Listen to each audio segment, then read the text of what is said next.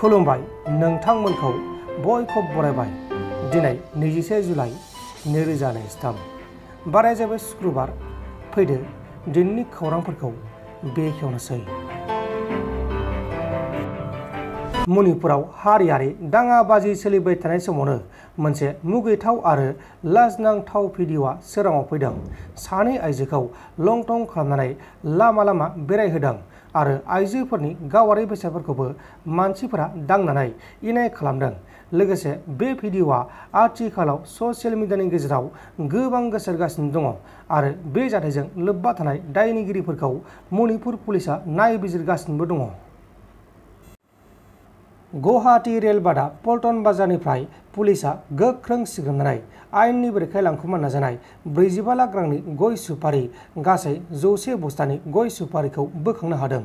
नाथाय जाथायाव लोब्बा थानाय सासेबो सुबुंखौ एरेस्ट खालामनो हायाखै। बे समाव जाथायाव लोब्बा थानाय सुबुंखौ नागिरनाय खामानिया सोलिगासिनो दङ। चिरां जिल्लायाव गले गले सिखावनि उदखारि सोमजिगासिनो दङ। चिरां जिल्लानि सिङाव थानाय 2 नं फुलबारि गामिनिफ्राय माखासे दुथां सिखावफोरा हर गेजेरनि समाव खाबु लानानै गंनै गारि खावदों। खावजानाय गारि नाम्बारा जाबाय AS19R1074 आरो गुबुन गंसेया जादों AS15Q2067।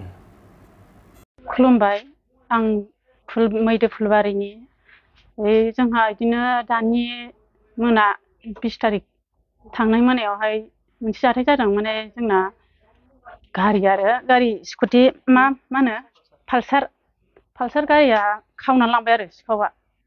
दा बेखौ जोङो मोनफिननो थाखाय मबाइलाव इउटुबाव होनाय जाबाय।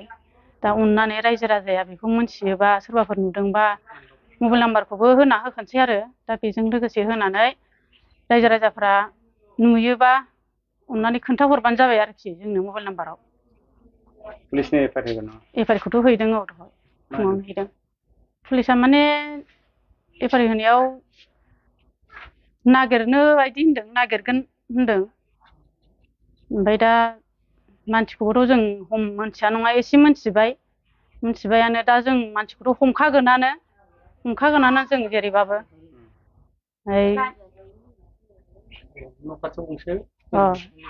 गारिया गंनै आरो गंसे बाजैमोननि फिसाजोनि रुफानि आरो गंसेया जोंनि आरो। सिगांफोर बेफोरबायदि जादोंमोन नामा? सिगांथ' जों खोनायाखै, रावनावबो खोनायाखै। एबारसो फार्स्ट टाइम। बयबो बाहेरायावनो दोनजोबो, बेनिखायनो जोंबो सिथ्लायावनो दोनदोंमोन आरो न'नि बाहेरायावनो।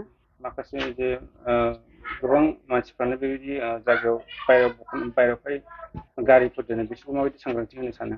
दा जोंनिखौ गोमाबाय बलथे जोङो बिसोरबो एसे मोजां दोननानै लाथोंसै, बेखौ दा आं बुङो आरो। गारि मोनायाव 3थासोआव गारि खावना लांदों। मा गारि? मा होनो स्कुटि हन्डा। ओमफ्राय बेसे मोनासो जागौमोन? 3थासो बायदियाव आन्दाज मोननाय बायदिबा 3थायाव आरो। दा बेखौनो जोङो मोनबा सोरबाफोर खिन्थाहरबा नुनानै मादो आरो। लांग्रा मानसिखौ सोरखौबा सन्देह मोनदों नामा? एसे आन्दाज मोननाय बायदि मोनदों। जेनेबा बै आस्राबारियाव थाव सोदों नालाय, बाहाय गारिखौ एसे सिनायनाय बायदि मोनदों आरो। पालसार गंसे, स्कुटि गंनै नालाय गारिया गोमानाया। नोंसोर पुलिसनो एफआइआर होबाय नामा? होदोंमोन होनायालाय पुलिसनोबो। मा होनदों पुलिस? दा पुलिसआथ' खालामबा चेकिं खालामबायबा मोनबा जों खिन्थागोन। ओमफ्राय जेनेबा अबावबाफोर लोगो मोनबा माबाबा जों मोनबा माबागोन होनदों आरोखि। नोंथांमोन दिननि खौरांफोरा बेखिनिल'मोन।